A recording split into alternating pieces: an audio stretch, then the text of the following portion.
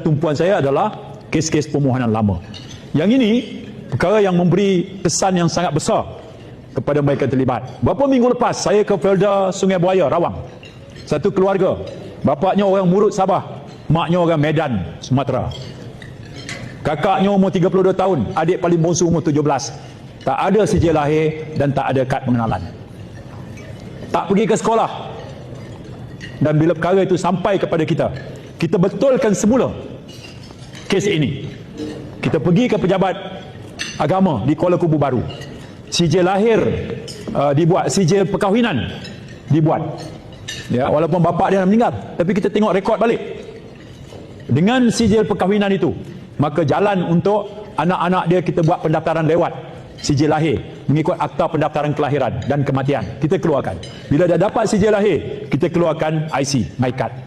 Dan kebetulan kakak sulung tu pun dah berkahwin, dapat anak juga umur 1 tahun. Anak tu pun kita keluarkan MyKit.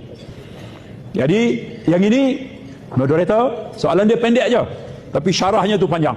Saya petik satu aja, iaitu tentang perkara kewarganegaraan. Kes tertunggak 49,000, sekarang tinggal 3,000-an. Saya optimis baki yang 3,000-an itu akan kita selesaikan tahun ini juga.